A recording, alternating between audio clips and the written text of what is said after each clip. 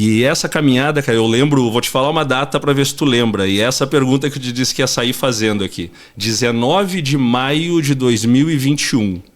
Essa data é um marco para mim, pessoalmente. É um marco para a Casa Vivá. E tenho a pretensão de pensar que também é um marco para ti, nessa nossa construção do vinho. Tu lembra desse dia, não? Eu tô pensando aqui com muito carinho. 2021. 19 de maio de 21. Estávamos saindo da pandemia. Foi possível... Eu posso estar errado aqui, mas possivelmente uma degustação que eu fiz na Casa Vivá, talvez a primeira de Jurá. Cara... É isso? Sinal que a minha pretensão não estava tão equivocada, né? Se tu lembra... Que inclusive eu saí do Rio, se eu não me engano, eu saí do Rio para ir a Porto Alegre para participar dessa degustação. Exatamente, cara. É um marco para mim, porque foi a primeira aula que eu dei dentro da Casa Vivá. Até então eu não tinha feito...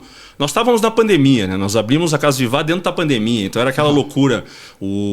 Abre, fecha, pode atender gente, não pode atender gente, é só entrega, funciona só até as 5 da tarde, passa a polícia fechando. Aquela confusão que foi aquele período que todo mundo viveu. Foi ali que nós começamos a Casa Vivá.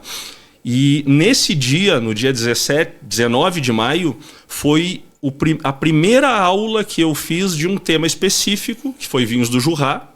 Foram 8 vinhos que nós servimos justamente para fazer um comparativo, apresentar um produtor e comparar os vinhos dele. E naquele dia, para mim é um marco por quê? Porque foi a primeira aula, porque movimentou não só Porto Alegre, que era um deserto, né? Porto Alegre no vinho consciente, em consumo, sabendo o que está se consumindo, era um deserto, é só marca comercial até então. Movimentou Porto Alegre, mas também movimentou parte do Brasil, cara. Tu falou, tu saiu do Rio para fazer isso. E não estava sozinho. Não sozinho, outros amigos saíram, inclusive foi o que deu a sequência. Nós terminamos a degustação e entramos garrafas Magnus de Ganevá sendo baixadas na mesa. Foi um negócio lindo e, cara, para mim ali me disse o que eu tinha um pouco de dúvida. Tô no caminho certo. Total. É isso aqui que eu tenho que fazer da Casa Vivá. E, cara, vocês fizeram parte disso. Se não fosse vocês ter feito isso e ter ido para lá aquele dia, não sei se eu teria tanta certeza para ter dado continuidade. Pô, um brinde aqui ao nosso felicidade já começa também. Já daqui para frente, já tá, porra.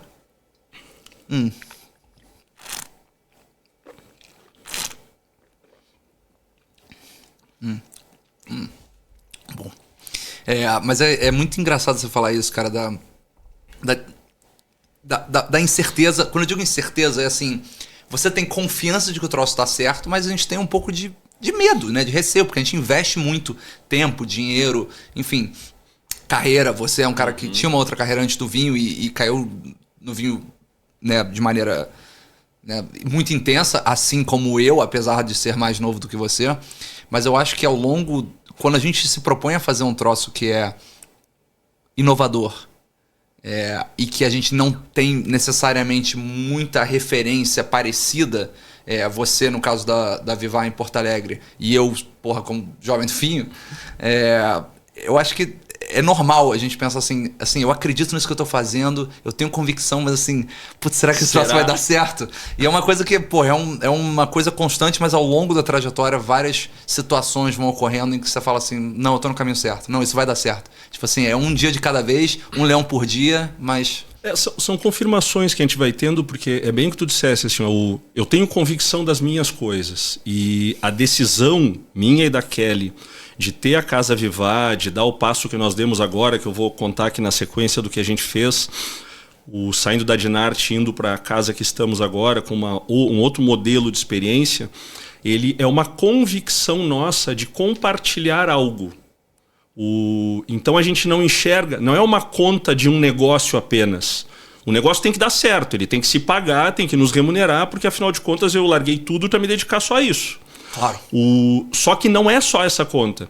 É uma decisão do que eu quero fazer para realizar o meu dia a dia. E na hora que eu tomo essa decisão, pô, para mim é fácil, porque é a minha convicção.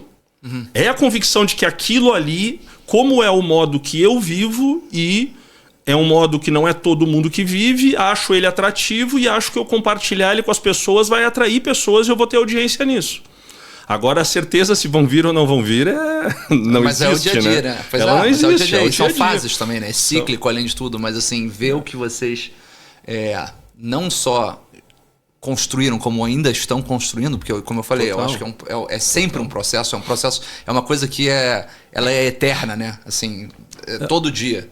É todo dia lá, é todo dia muito trabalho, você ser dono de um negócio que tem, enfim, vinho, comida, gestão de pessoas, você criou tem café, assim, tem queijo, é uma infraestrutura que requer muita coisa, né? Nós passamos por diversos momentos assim nessa caminhada, né? E acho que vale assim o contar um pouco. Eu ia falar, conta pro pessoal de casa. Eu tive o privilégio de poder viver esses momentos, mas conta pro pessoal de casa esses momentos da Vivá.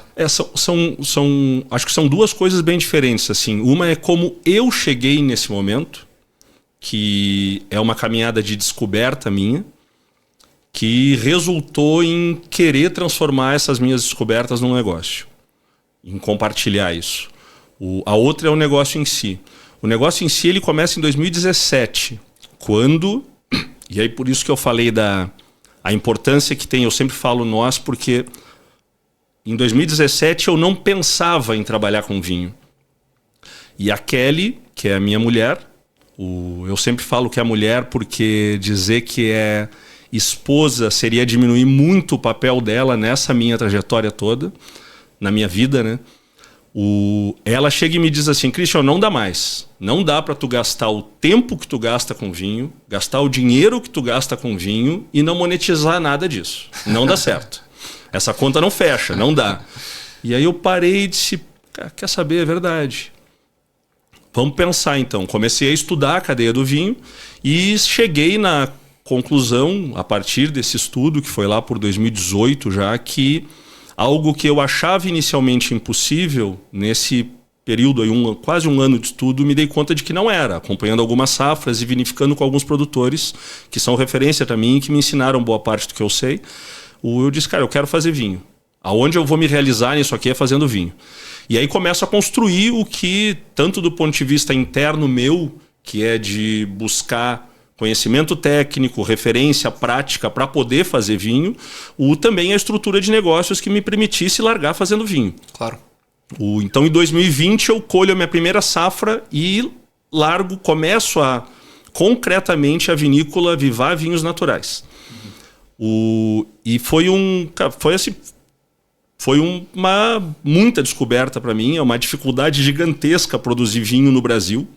Acho que no mundo Aqui é muito difícil para quem larga no modelo que eu escolhi, que é um modelo em que eu não tenho vinhedo ainda. Eu vou implantar o meu vinhedo, então eu estou comprando uva de parceiros selecionados. E aí é aquela briga para conseguir combinar ponto de colheita, dia de colheita, bota caminhão para colher, tem que ser refrigerado, porque tem que se deslocar até o lugar que eu não tenho, então é alugado para que eu faça vinho lá. Então nesse lugar alugado, tem que combinar com eles o horário, tem que colocar. É uma confusão. Não, e eu pude viver isso com você esse ano, né? Que eu fui lá com você para colher Merlot e pude ver isso, que acho que é uma coisa legal para vocês aí de casa. Assim, existem 1 milhão de nuances no ato de fazer vinho que muitas vezes transcendem a habilidade da pessoa que está com o nome no rótulo de fazer as decisões. Quando você compra uva, por exemplo, toda essa negociação que acontece com quem é o detentor das uvas, o transporte, o dia de colheita, a infraestrutura, são questões que são tão complexas, tão difíceis às vezes as pessoas de fora entender, que quando elas chegam e pegam a garrafa de Vivá, elas acham, não, o Cris tinha aqui um vinhedo bonitinho, ele escolheu que tal dia ele ia colher, foi colhido, foi feito o vinho e esse é o resultado. E não é bem assim que acontece, né? É uma guerra de guerrilha, né? Para quem conhece os termos da estratégia, é uma guerra de guerrilha isso. Mas foi um período de estresse ali tudo, e passa aquilo ali, termina, fecha os tanques para deixar passar o inverno. E aí, o segundo momento, assim, estamos em casa, estudando outras coisas, tudo, e um dia a Kelly chega e me diz, Christian, tu vai lançar teu vinho. Tu queres ser um profissional de vinho que faz curadoria de uma carta importante, que seleciona vinho, que as pessoas reconhecem como alguém que consegue identificar nela o que ela busca para se realizar, que pode dar curso de vinho, que, enfim, que apresenta que é comerciante, que trabalha com vinho e lança um vinho teu, portanto já com referência, ou tu queres ser um bêbado que lança um vinho teu. Porque não é questão de ser bêbado, ser alcoólatra, mas é o que eu era até então, né? O que eu fazia até então? O que a gente fazia antes, a gente bebia vinho. Não tinha dedicação profissional ao vinho. Claro. Então a decisão de eu ter dedicação profissional de fazer vinho, ela, claro que da hora que lançasse o vinho, apresentasse, as pessoas iam ver, mas parte de uma imagem construída. Na hora em que nós decidimos, e foi por isso que nós decidimos abrir a Casa Vivá, nós abrimos a Casa Vivá num primeiro momento para me colocar no mercado de vinho como alguém que faz curadoria, que tem conteúdo, que apresenta, que compartilha, que cria cultura de vinho, para na sequência lançar o nosso vinho e, portanto, já ter uma base melhor construída para essa distribuição. Total. Então esse foi a decisão inicial na Vivá. E a gente começa assim, a gente pega uma casinha pequenininha ali na Ginarte Ribeiro e leva a minha adega pessoal de casa lá para dentro. Pegamos a minha adega e levamos lá para dentro. E a minha adega era uma loucura, ela já tinha só vinhos de mínima intervenção, porque já fazia um tempo que eu tinha decidido por isso. Tinha bastante vinho brasileiro. Eu lembro que o Daniel da Vinhos do Tempo é um que pegava e dizia, cara, cada vez que o Christian me chamava para comprar vinho meu, eu tinha dúvida se ele era um fiscal da Receita, alguma coisa, porque ele não tinha mapa, não tinha nada na época. E eu pedia um monte de garrafa dele e ele dizia, cara, quem é esse cara em Porto Alegre comprando vinho, que não tem ninguém em Porto Alegre que compra meu vinho, era só ele que comprava. E então tinha esses vinhos, no início foi uma confusão assim, e começou inclusive com uma parte dos vinhos irregulares dentro da loja. Tinha uma parte de vinho dentro da loja que não tinha mapa.